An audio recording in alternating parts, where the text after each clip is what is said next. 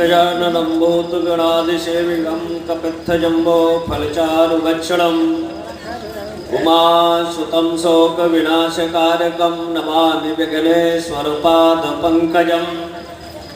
विघ्नेश्वराय वरदाय सुरप्रियाय लम्बोदराय सकलाय जगद्धिताय नागाननाय श्रुतियज्ञविभूषिताय गौरीसुताय गणनाथ नमो नमस्ते। मध्ये सुतभ्यमणमण्डपरत्नवेद्यां सिंहासनोपरि गतां परपेतवस्त्रां पीताम्बरणमाल्यविभूषिताङ्गीं देवीं नमामि धतमुदगर्वैर्जीवाम्। जेवाग्रमादाय करेण देवीं वामेन शत्रुं परिपीडयन्तीं गदाभिघातेन च दक्षिणेन पीताम्बराढ्यां द्विभुजां नमामि। उपस्थित मंचस्थ संत जी, यज्ञ के आचार्य, उपाचार्य, ऋत्विक, यजमान वृंद, संचालन में तत्पर पूर्व कैप्टन आर्यन त्रिपाठी जी, उपस्थित आस्था, श्रद्धा, भक्तिमती माताओं, आप सबका भविष्य, राष्ट्र के नींव के रूप में उपस्थित बालक बालिकाओं, भगवत कथानुरागी सज्जनों, विभिन्न क्षेत्रों से पधारे हुए समस्त भक्तवृंद, विश्व का प्राचीन पुरातन सनातन का आधार वेद है और वेद का आधार है यज्ञ। यज्ञ अकस्मात, यज्ञ हम करें क्यों? तो 5 तरह के ऋण हर मनुष्य के जीवन पर है। देव ऋण है, पितृ ऋण है, ऋषि ऋण है, राष्ट्र और समाज के ऋण हैं। यज्ञ का आधार स्वर्ग कामो यजेत, स्वर्ग की कामना को ध्यान में रखकर, मतलब इस भौतिकवादी झंझा बातों से ऊपर उठकर परलोक पर विश्वास करने का आधार अवलंबन, तब हमारा आधार होता है यज्ञ। यज्ञ के माध्यम से विखंडित, विभाजित, असंगठित समुदाय को एक सूत्र में, जैसे माला में सूत एक है, विभिन्न तरह के रंगों के पुष्पों को हम एक सूत्र में जोड़कर माले का आकार लेता है, वैसे समाज के विभिन्न धर्म संस्कृति के लोगों को एकत्र कर राष्ट्र का अभ्युदय हो, मानव का उत्कर्ष हो, जीवन से अशांति का समापन हो और परम शांति को जीव प्राप्त हो, उसका आधार होता है यज्ञ। यज्ञ नहीं होता तो आज राम की परिकल्पना इस जगत पर नहीं होती। अगर यज्ञ नहीं होता तो राम इस राष्ट्र को मिले नहीं होते, और यज्ञ नहीं होता तो राष्ट्र से उग्र आतंक और सत्ता के सिंहासन पर बैठने वाले इस धर्मनिरपेक्ष शासन से हम धर्म की आशा नहीं कर सकते। जो कार्य हिरण्यकश्यप के राज्य में था, हिरण्यकश्यप के राज्य में अगर संत ब्राह्मण धार्मिक कार्य होते रहे तो उनको प्रतिबंधित करने का आदेश होता था, लेकिन अगर अवैधिक विधर्मियों का कार्य होता है तो 24 घंटा लाइट और बिजली वहां उपस्थित रहती है। लेकिन सनातनी हिंदुओं का अगर कार्य होता है तो उसमें बिजली नादारत रहती है। पानी की तो बात कहना क्या है। तो ऐसी परिस्थिति में कैसे माना जाए कि नहीं धर्म संरक्षण का कार्य सरकारों द्वारा प्राय हो रहा है। क्योंकि जो भारत का संविधान है, डेमोक्रेसी है, वो धर्मनिरपेक्ष है। और अभी हमने नेपाल की जो चर्चा कैप्टन ने किया, वहां माले और कम्युनिस्टों की सरकार है, लेकिन धर्म कर्म में हमने देखा कि उस सरकार ने उस आयोजन के लिए 9 करोड़ रुपया दिया और वहां का गृह मंत्री रहकर कार्य को संपादन कराया। वहां का मुख्यमंत्री वहां उपस्थित होता है, लेकिन धार्मिक क्रियाकलापों को अगर आधार अवलंबन हम लें भारत में, जहां अगर देखा जाए तो सृष्टि का आरंभ भगवान शिव से है और शिव का आधार होता है कल्याण। शिव सृष्टि के अनादि देव के रूप में है। शिव की उपासना आराधना राम ने भी किया। अयोध्या का आराध्य राम का आराध्य, दशरथ का आराध्य भगवान शिव थे, लेकिन अयोध्या में शिव की चर्चाएं प्राय नहीं होती। कृष्ण की उपासना का आधार या कंस की उपासना का आधार भी शिव थे। वामन की उपासना का आधार भी भगवान शिव ही थे। और जो मक्का में हज करने वाले जाते हैं, अल्लाहु अकबर बिस्मिल्लाह का आधार लेते हैं, उनकी भी उपासना का आधार भगवान शिव है। और ईसाइयों की उपासना का आधार अवलंबन, जिसको हम गिरजा घर कहते हैं, ईसाई लोग गिरजा माने पार्वती का जो घर है, उनकी भी उपासना का आधार शिव ही है। शिवम चतुर्थम अद्वैतम मन्यते, चराचर जगत में अद्वैत रूप में भगवान शिव की उपासना अष्टमूर्तियों के रूप में है।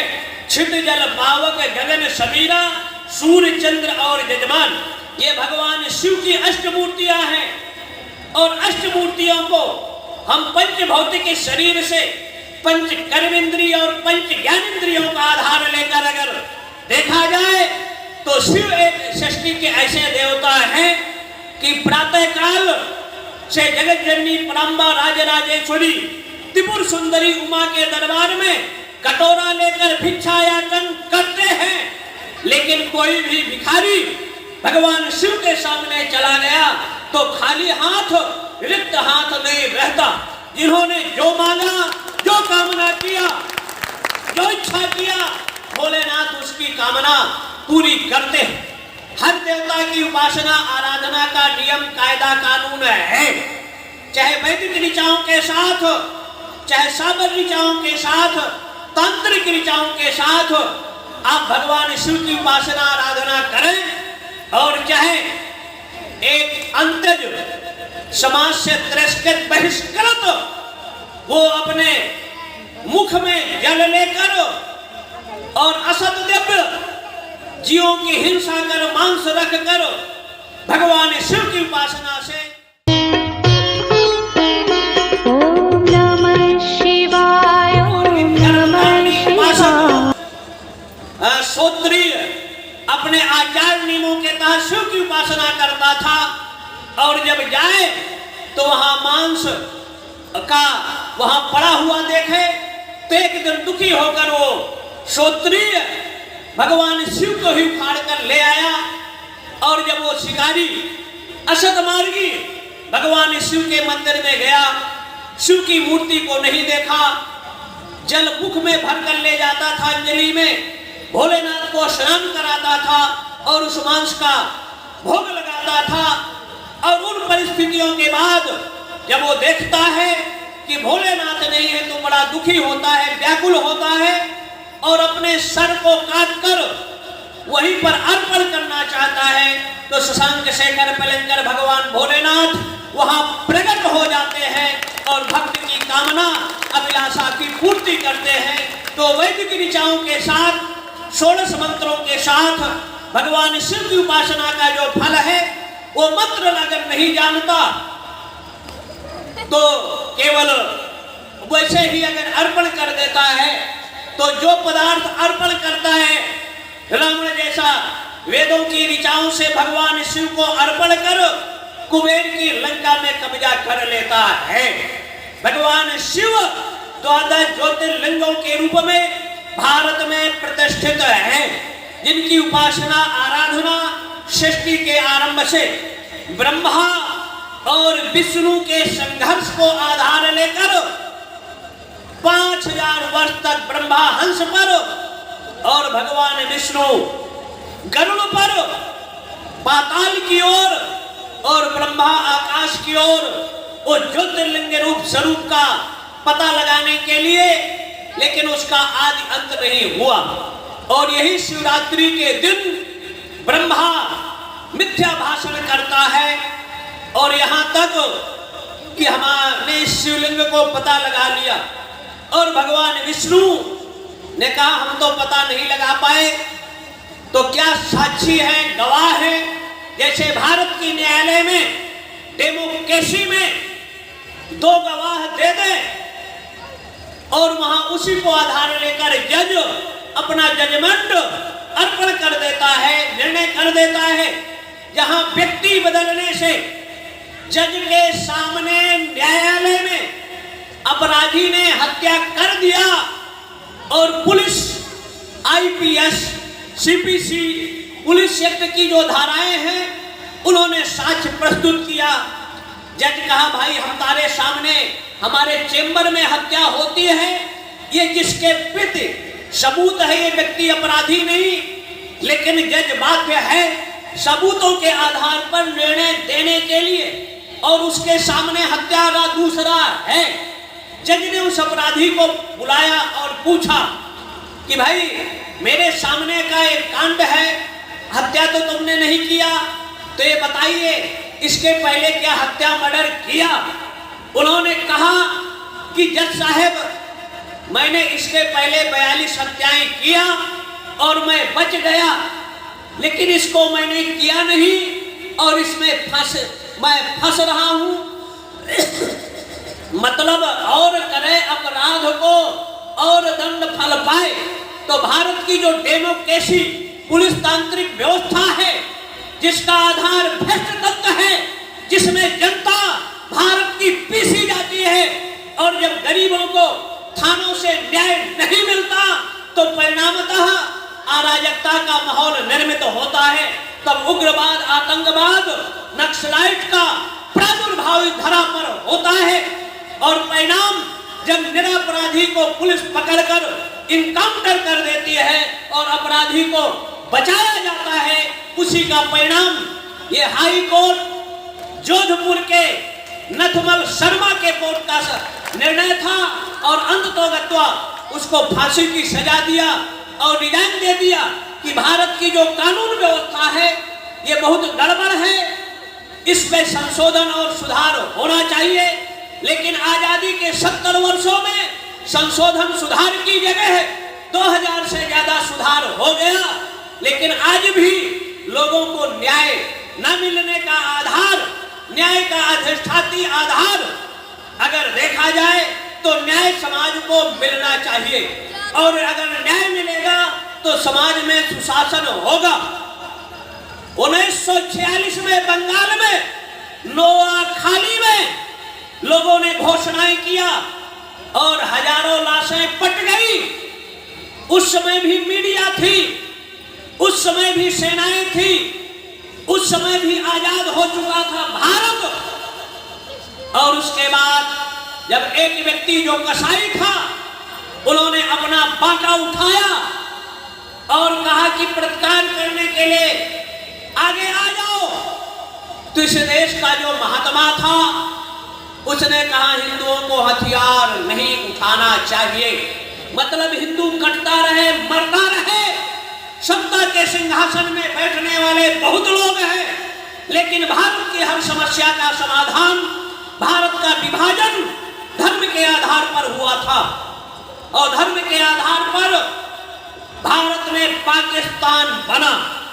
हिंदुओं की आबादी 38% थी और आज की परिस्थिति में 3% आबादी पाकिस्तान में हिंदुओं की है और यहाँ हिंदुओं की आबादी अगर देखा जाए तत्कालीन परिस्थितियों में आज, तो आज आबादी की संख्या कम है, लेकिन ये नेता देश को गुलाम करो अपनी मनमानी करने का प्रयास करते हैं।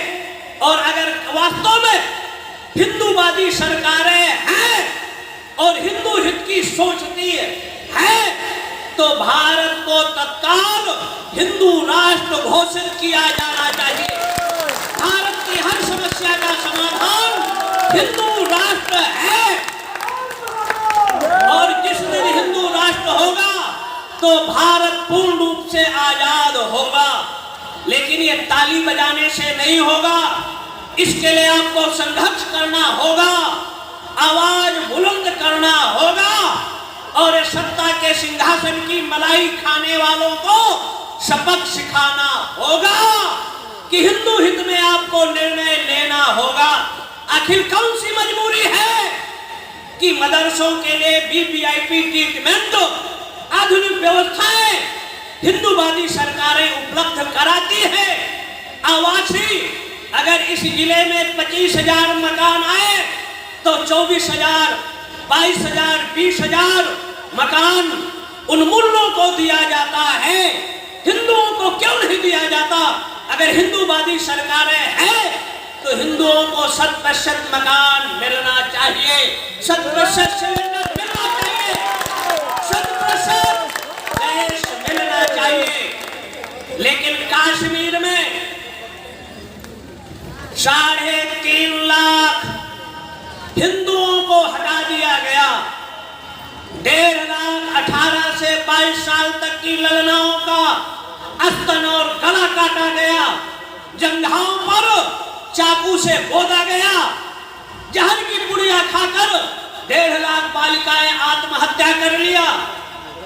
तब भी सरकार थी, तब भी सेनाएं थी, तब भी ये सोशल मीडिया थी, लेकिन आवाज बुलंद करने का, लिखने का तब भी सोशल था, तब भी लोग थे, लेकिन आवाजें नहीं उठती।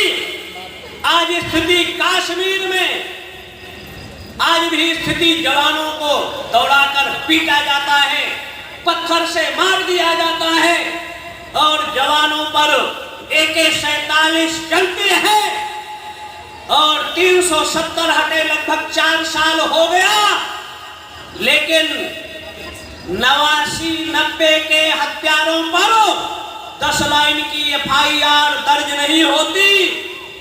आज भी 370 हटे 4 साल होने को है, लेकिन 5 लाख में 500 भी नहीं बसाए जा सके। कौन सी आखिर मजबूरी है, परिस्थितियां हैं? इन परिस्थितियों का समापन होना चाहिए। 370 हटाने के बाद कश्मीर का जिक्र नहीं, अब जिक्र होना चाहिए सिंध का, जो राष्ट्रीय गान में गाया जाता है, गुजरात, सिंध, मराठा, लेकिन सिंध भारत में नहीं है, इसलिए 370 हो चुका। अब सिंध को भारत में मिलाना चाहिए, पाकिस्तान को ग्लोब के नक्शे से मिटाना चाहिए, अखंड भारत की परिकल्पना साकार होना चाहिए, और ये तभी संभव होगा जब आपकी आवाज बुलंद होगी। माताओं को काली, चंडी, दुर्गा के रूप में, जहां विश्व का राशिकृत सौंदर्य उपासना के रूप में उपास्य होता है, और उपास्य का आधार आदिशक्ति के रूप में, अर्धनारीश्वर के रूप में, ये फूलेश्वर धाम भगवान शिव का जो स्वरूप है, शिव स्वप्ने धातु से शिव शब्द की निष्पत्ति होती है, शिवम चतुर्थम अद्वैतम मन्यते। और अगर देखा जाए तो शिव का मतलब होता है कल्याण, शिव का अद्वैत रूप होता है, और शिव ही एकमात्र ऐसे देवता हैं।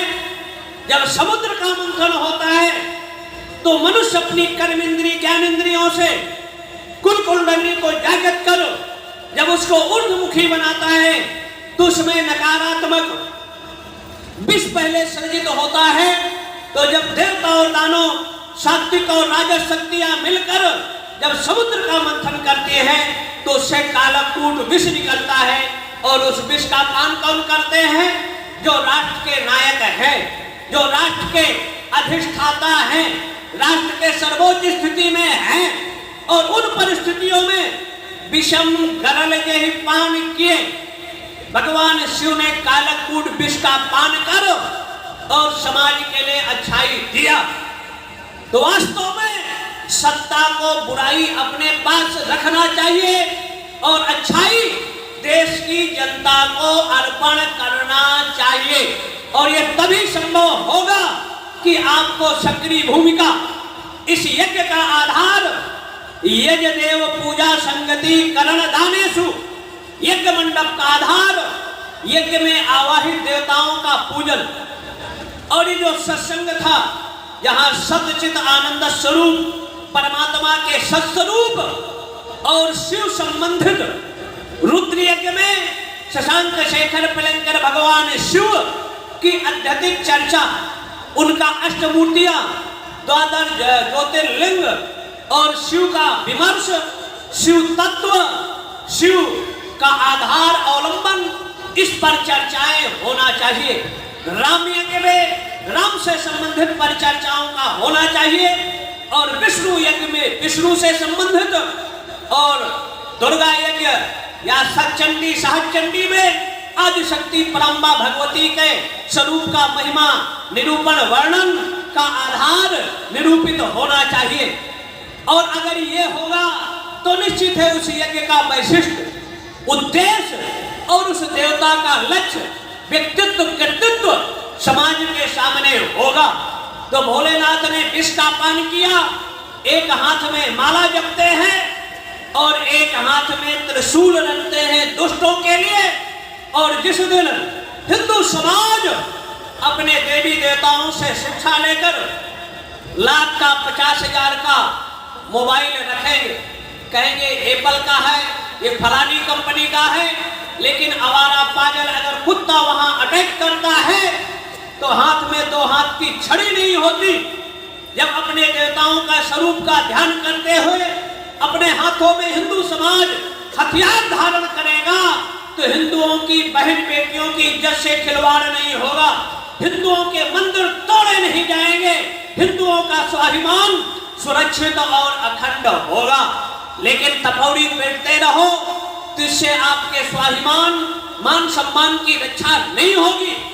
इसलिए समय की आवश्यकता को ध्यान में रखकर अपने देवी देवताओं से शिक्षा लेकर 15 मिनट अपनी उपासना करिए, आराधना करिए और कमाई का दशांश धर्म में लगाइए।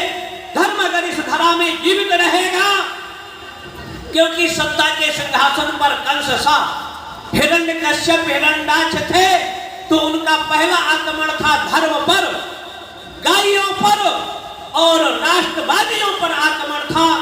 इसलिए उसका जवाब देने के लिए ऋषियों ने, विश्वामित्र जैसा ऋषि विश्व कल्याण के लिए यज्ञ करता है राजा रहते हुए भी, लेकिन असुरों से अपनी यज्ञ की रक्षा नहीं कर पा रहा था। उन परिस्थितियों में उन्होंने यज्ञ से उत्पन्न राम लक्ष्मण को लेकर अपने यज्ञ की रक्षा किया। तो तत्कालीन जो सत्ता के सिंहासन पर विराजते थे वो अपने धर्म की संस्कृति और राष्ट्र की संस्कृति सीमाओं की सुरक्षा के लिए एयर कंडीशन 500 करोड़ की गाड़ियों में नहीं रहते थे, पद यात्रा करते थे। तब भारत सुरक्षित होता था और विश्व के नक्शे से, ग्लोब के नक्शे से उग्रवादी आतंकवादी का सफाया होता था।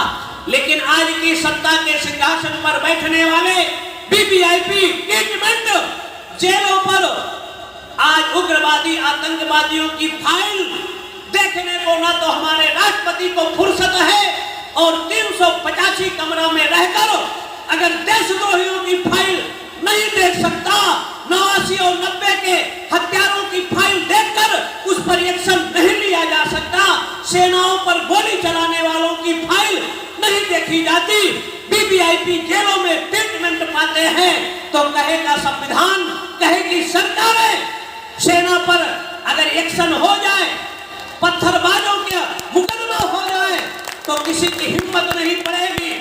लेकिन मेरे देश का किसान अपना लहू खेत में बहाता है और उनके लड़के सीमा सेनाओं पर रहकर सीमा पर अपना लहू बहाते हैं। और ये वीवीआईपी सत्ता का मलाई खाने वाले मंत्री मिनिस्टर बनकर किसानों का शोषण करते हैं।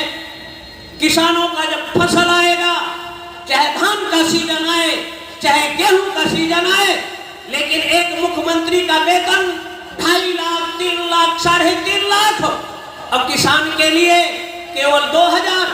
अगर 3.5 लाख तुम लेते हो तो किसान को 50,000 महीना दो, तो माने कि तुम किसानों के हितैषी है कि किसानों का खून चूसने वाले हो। अपने लिए कमरा ले लिया, टिकट फ्री, भोजन फ्री, और किसानों के लिए क्यों? इनके लड़के फ्री में पढ़ें तो किसान के लड़कों को भी पढ़ना चाहिए, किसानों का भी टीए मिलना चाहिए। अगर नेताओं का कपड़ा धोने के लिए, जजों को कपड़ा धोने के लिए व्यवस्था मिलती है, तो इस देश का किसान अन्नदाता है। अगर अन्न उत्पन्न नहीं करे तो ये चाहे ब्यूरोक्रेट हो, चाहे न्यायपालिका, कार्यपालिका, विधायिका, ये भूखों मर जाएंगे। आजादी के बाद 550 गुना नेताओं का वेतन भत्ता बढ़ गया, ब्यूरोक्रेट का 450 गुना, और किसान का कितना बढ़ा? 10 गुना। इसलिए किसान का भी कम से कम 50 गुना बढ़ना चाहिए रेट, तब इस देश का किसान संपन्न होगा, सुखी होगा। 12-12 घंटा मेहनत करता है, किसान को बिजली नहीं समय से मिलती, और जब फसल आवे तो फसल का दाम भी नहीं मिलता। इसलिए सरकारों को सोचना चाहिए, नीतियों पर निर्धारण करना चाहिए, नियमों को बदलना चाहिए कि किसानों के लिए धान की फसल आवे, जब टमाटर का सीजन आएगा तो 2 रुपया किलो, और जब पूंजीपतियों के यहाँ चला जाए तो 50 रुपया, 100 रुपया किलो। तो कम से किसान को उचित खैरात देने की जरूरत नहीं। अगर किसान को सही पैसा मिल जाए, मेहनत का मूल्यांकन मिल जाए, तो किसान को खैरात नहीं चाहिए। किसान को केवल इतनी आजादी चाहिए कि अगर ये माइक बनाने वाले को छूट है कि इतने रुपए में बेचोगे, ये कपड़ा बनाने वाले को छूट है इतने रुपया मीटर गज बेचोगे, तो किसान को भी छूट होना चाहिए कि अपनी फसल का दाम सरकारें नहीं, किसान को निश्चित करने की छूट मिलना चाहिए, तो भारत का किसान आत्महत्या नहीं करेगा। शेष चर्चाएं आपको कल के सत्र में 2 मिनट भगवान का नाम। श्री राम जय राम जय जय राम, श्री राम जय राम जय जय राम, श्री राम जय राम जय जय राम, ऐसे बोल रहे हैं जैसे महीनों से अन्न जल न मिला हो। आज वैसे एकादशी है, इसलिए कंठ खोलकर भगवान का नाम लो। हर हर महादेव शंभो काशी विश्वनाथ गंगे, महादेव शंभो काशी विश्वनाथ गंगे, काशी विश्वनाथ गंगे, काशी अमरनाथ गंगे, काशी विश्वनाथ गंगे, काशी अमरनाथ गंगे, हर हर महादेव शंभो काशी विश्वनाथ गंगे, हर हर महादेव शंभो काशी विश्वनाथ गंगे। धर्म की जय हो, अधर्म का नाश हो, प्राणियों में भला हो, गौ माता की जय हो, भारत माता की जय हो, रुद्र महायज्ञ की जय हो, फूलेश्वर भगवान की जय हो, जनता जनार्दन की जय हो, संत समाज की जय हो, विप्र समाज की जय हो। हर हर महादेव। हाँ महाराज जी, 1 मिनट। वाह, कुछ लड़के आरती करना चाहते हैं, आरती बना के उनकी श्रद्धा का आदर किया जाए। देखिए, विश्व गुरु है, सत्कर्म द्विजातिभिर्ग्राह्यम्।